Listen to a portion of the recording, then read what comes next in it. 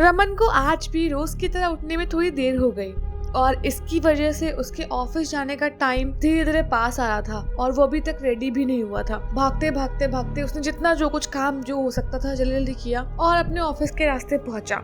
लेकिन अब टाइम इतना निकल चुका था कि उसको ऑलरेडी 1 घंटे लेट हो गया। अब जब वो ऑफिस पहुंचा तो भगवान से बस इतना बोल रहा था कि उसका बॉस उसे अंदर घुसते हुए ना देख ले। बाकी जो कुछ भी होगा वो संभाल लेगा, लेकिन उसका अगर बॉस देख लेगा तो दिक्कत हो जाएगी। रमन भाग भाग के गया। उसने अपनी डेस्क पे अपना लैपटॉप रखा और अपना बैग एकदम सही से लगाने लग गया। हालांकि उसके बॉस ने उसको देखा नहीं अभी तक। रमन जब सब कुछ अरेंज कर रहा था तो उसने देखा कि जो ऑफिस का प्यून था वो रमन के पास आया और बोलने लग गया कि आपको सर ने केबिन में बुलाया हुआ है, आप एक बार जाके उनसे मिल लो। तो रमन को लगा कहीं ऐसा तो नहीं उन्होंने कहीं और से देख लिया हो या कैमरे में देख लिया हो या क्या हुआ होगा। मतलब बहुत सारे सवाल एकदम से हुए क्योंकि वो अभी अभी आया था ऑफिस में। अब रमन ने उससे पूछा कि क्या हुआ सर, गुस्से में लग रहे थे क्या? उस प्यून ने बोला कि पता नहीं, एक बार आप जाके देख लो, उन्होंने मुझे बोला कि रमन को भेज दो। रमन ने कहा चलो ठीक है मैं पहुंचता हूँ। अब वहाँ बॉस के सामने गया और बॉस एकदम सीरियस होके गुस्से में बैठा हुआ था। तो रमन पहले से ही बोलने लग गया, सर सॉरी मुझे पता है मैं रोज लेट हो जाता हूँ, बट क्या करूँ आजकल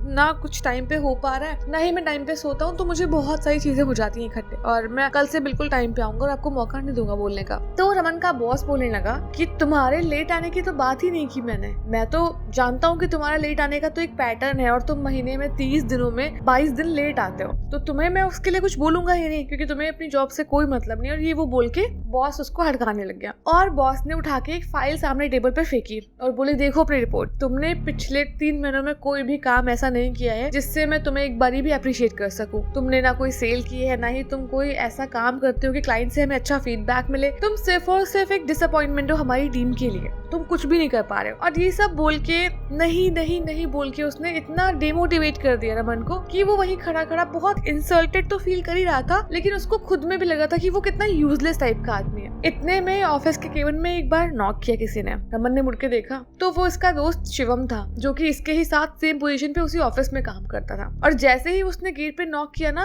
बॉस की आंखों में उसको देख के एक चमक सी आ गई। जैसे ही वो अंदर आया उससे पूछ के बॉस से, तो अपनी फाइल वाइल रेडी करके बॉस को देने लग गया और बोलने लग गया सर ये आपने जो फाइल मंगाई थी और मैंने सब कुछ अपडेट कर दिया, इसमें सारे डॉक्यूमेंट्स इसमें है। ये वो मतलब पहले से बहुत अच्छे से प्रिपेयर करके चीजें लेके आया था वो। तो बॉस बहुत खुश हुआ और वो बहुत अप्रिशिएट करने लग गया कि शिवम तुम्हें पता है तुम यहाँ पे बहुत सारे जो एम्प्लॉइज फोकट की सैलरी ले रहे हैं उनसे तुम बहुत अच्छे हो, तुम इतना काम करते हो, इतनी सेल करते हो, तुमने हमारा इतनी बारी वहाँ क्लाइंट एंड पे इतना अच्छा फीडबैक पहुंचाया है। मैं तुम्हारे लिए कुछ रखा है अपने पास में, ये तुम लेटर पकड़ो और इसको खोल के देखना, बताओ मुझे तुम्हें कैसा लगा। शिवम ने वो लेटर खोला और उसमें देखा कि शिवम के अप्रेजल की और प्रमोशन की बात उसमें कर रखी थी।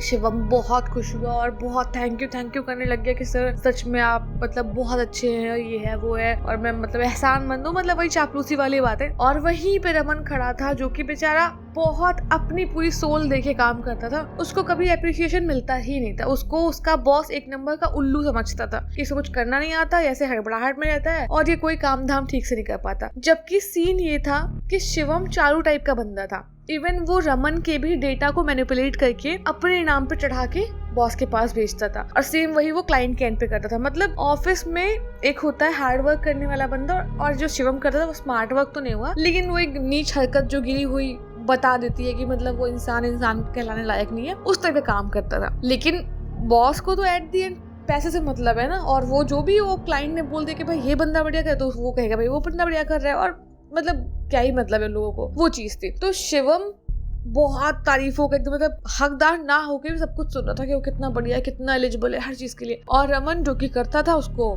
बुरा भला बोला गया बहुत ज्यादा। रमन को बहुत बुरा लगा। इवन शिवम के सामने कई बार टॉन्ट किया उसके बॉस ने रमन को, और वो इतना इंसल्टिंग हो गया रमन के लिए कि इसको अप्रेजल, इसको प्रमोशन सब कुछ मिला, जबकि सारा काम इसको मैंने सिखाया, हर चीजें मेरी उठा के आगे भेज देता है अपना नाम लगा के, और ये लोग तब भी एक्नॉलेज नहीं करते मेरी चीजों, इसको ही बोल देते हैं कि यही काम कर रहा था। और ये सब सोचते सोचते शाम जैसी हुई ना, ये पूरा दिन बहुत अपसेट था। रमन शाम होते होते घर पे जाते हुए बहुत बहुत निगेटिव थॉट से घिर गया। और वही दुर्भाग्य से कह लो आप या मतलब एक पड़ता ही रास्ता था भाई, तो वहाँ एक पुल पड़ता था। अब वहाँ पुल के पास खड़े होके बहुत अजीब अजीब बातें सोचने लग गया। मतलब अपने आप को नुकसान पहुंचाने वाली बातें सोचने लग गया कि इतनी मतलब चीजें करने के बाद मैंने कुछ भी गलत नहीं किया, कभी कुछ ऐसा चोरी चकारी वाला काम नहीं करता, ना चापलूसी करता हूँ, फिर भी मतलब मेरे से इतना अनफेयर होता है, लाइफ इतनी अनफेयर है, बहुत कुछ मतलब वो सोच रहा था। और उसने बड़ा अजीब अजीब चीजें सोच के, बहुत नेगेटिव सोच के पुल के ऊपर से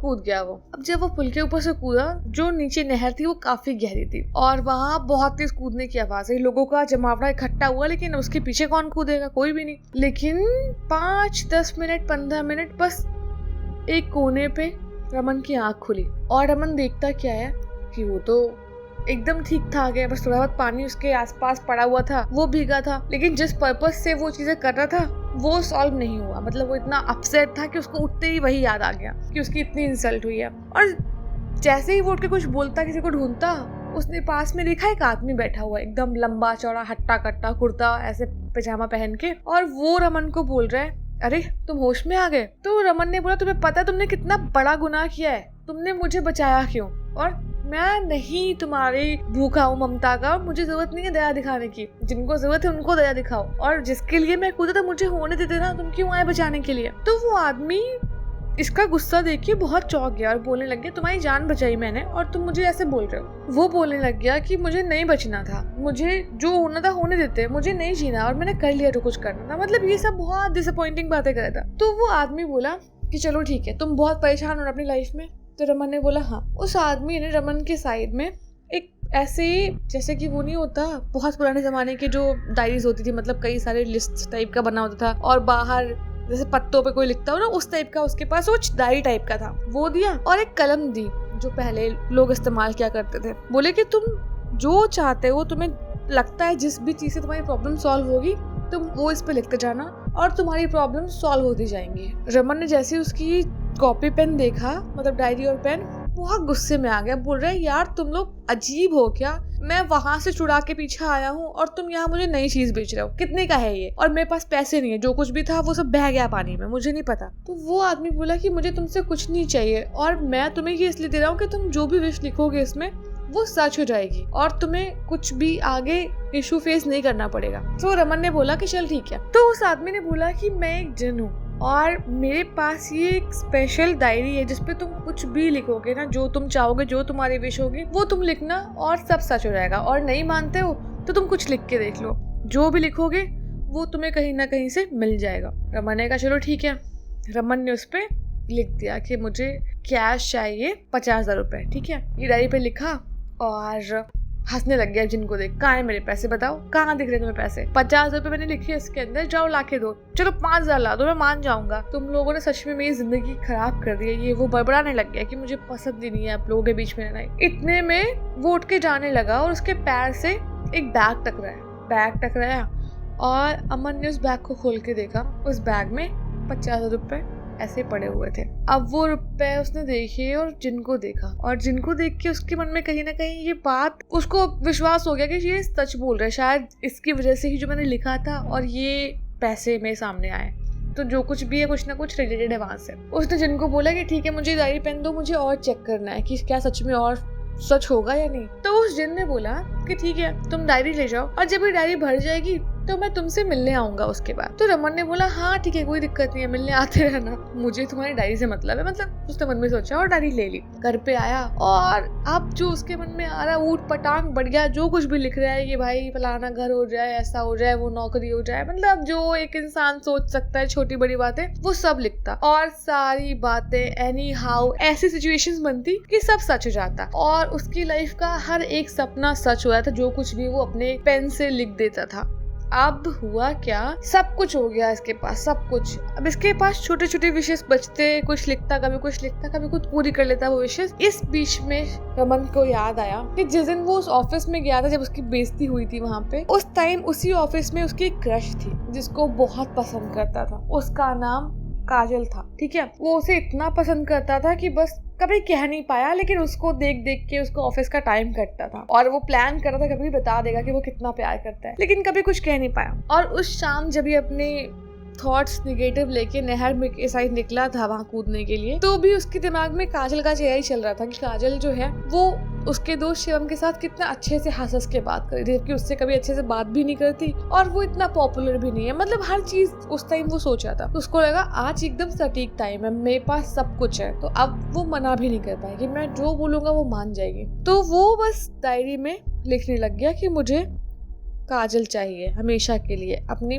5 के रूप में। अब वो लिखना स्टार्ट कर रहा है, पेन ही नहीं चल रहा। बाबा उसने 2-3 बार झटका दिया उसको, फिर देखा, फिर पेन नहीं चल रहा। उसको बड़ा अजीब लगा कि हो क्या रहा है। फिर उसने कई बार पेन को ऐसा रब किया डायरी पे, पता नहीं कैसे, लेकिन वो जिन सामने आ गया और रमन जिनको बोलने लग गया, अरे अच्छा वो तुम आ गए, ये देखो मैं अपनी आखिरी विश लिखने जा रहा हूँ इस पे, लेकिन ये तुम्हारा पेन नहीं चल रहा है, क्या तुम्हारे पास कोई और पेन होगा? तो जिन ने बोला कि दिक्कत पेन की नहीं है, जो ये आखिरी पेज है ये तुम इस पे लिख नहीं सकते। तो रमन ने बोला मैं क्यों लिख नहीं सकता, अभी तो एक पेज बचा हुआ है ना, मैं तो लिख सकता हूँ इस पे। जिन ने बोला कि मैं तुम्हें एक बात बताना भूल गया था कि मैंने तुमसे कहा था कि जब डायरी भर जाएगी तो मैं तुमसे मिलने आऊंगा। अब मैं मिलने तुमसे इसीलिए आया हूँ क्योंकि डायरी भर गई है। रमन ने बोला एक पन्ना बाकी है। जिन ने बोला ये पन्ना मेरे लिए है, इसमें जो मुझे तुमसे चाहिए होगा मैं वो लिखूंगा। ये किताब जो है, मतलब जो डायरी है, ये विश लिखने की डायरी है। तुमने अपनी सारी विशेष लिख ली, सब कुछ तुमने सच करवा लिया, तो इतना हक तो मेरा भी है कि मैं तुमसे अपनी कोई विश मांग सकूं। तो रमन चौंक गया और सोचने लग गया कि उसने कुछ गलत तो नहीं कर दिया। तो रमन जिनको बोलने लग गया कि बस एक आखिरी इच्छा और पूरी कर दो, उसके बाद मेरी कोई इच्छा नहीं रहेगी, तुम बस एक इच्छा पूरी कर दो, फिर ठीक है तुम जो बोलोगे मैं कर दूंगा। जिन ने बोला पता है तुम इंसानों के साथ प्रॉब्लम क्या है, जो तुम्हारे पास होता है तुम्हें वो पसंद नहीं आता, तुम्हारा उससे मन भर जाता है, फिर तुम्हें अगली चीज चाहिए होती है, फिर तुम्हें वो मिलती है, फिर तुम्हें अगली चीज चाहिए होती है, और यही करते करते तुम्हारी पूरी उम्र निकल जाती है, बट तुम कभी भी खुश नहीं रहते, क्योंकि तुम सारे इंसान एक जैसे होते हो, एक के बाद एक चीज चेज करते रहते हो, लेकिन जो तुम्हारे पास होता है उससे कभी खुश नहीं होते। इसीलिए तुम्हारे लिए ये डायरी तो क्या, तुम्हारे लिए अगर मैं बड़ा कोई पोथी भी ले आऊंगा ना वो भी कम होगा, क्योंकि तुम्हारे पास बहुत सारी इच्छाएं होंगी और जितना तुम्हें मिलता जाएगा तुम्हारी इच्छाएं और बढ़ते जाएंगी।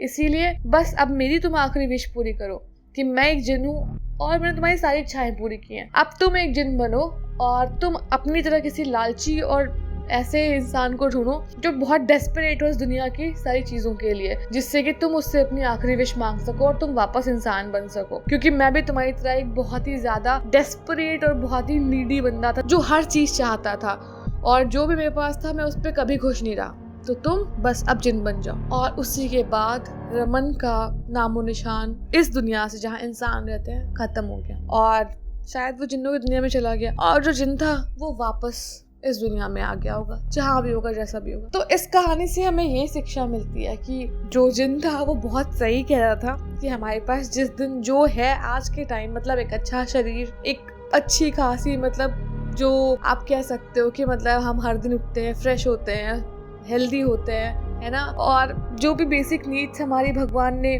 बनाई हुई है, मतलब इंसान वाली सब चीजें जो होती है, खाना पीना कपड़े, सब कुछ हमारे पास है। तो हमें बस खुश होना चाहिए और बेटरमेंट के लिए मेहनत करनी चाहिए। लेकिन यार एक होता ना कि ये भी हो गया तो ये भी हो जाए, ये भी हो जाए। बहुत इच्छाएं पालने से इंसान सिर्फ अपने आप को थकाता है, और इच्छाएं सच में कभी भी नहीं खत्म होंगी। मतलब सोचो यार, इतना जो दुनिया का सबसे अमीर बंदा है ना, उसकी भी इच्छाएं कुछ ना कुछ होंगी तो इच्छाएं कभी नहीं खत्म होने वाली। इसीलिए बस संतोषम परम सुखम अगर स्टोरी अच्छी लगी हो तो वीडियो को लाइक कर देना और कमेंट करके देना स्टोरी कैसी थी, और यार सब्सक्राइब करना मत भूलना। पता नहीं क्या हो गया यार, इस चक्कर में व्यूज भी नहीं आ रही, कोई वीडियोस देख नहीं रहा है। मतलब जो भी है, तुम लोग देख रहे हो मुझे पता है, जो मेरे 2-3 लोग हैं वो तो देख रहे हैं। तो थैंक यू सो मच, मिलते हैं नेक्स्ट स्टोरी में, बाय बाय।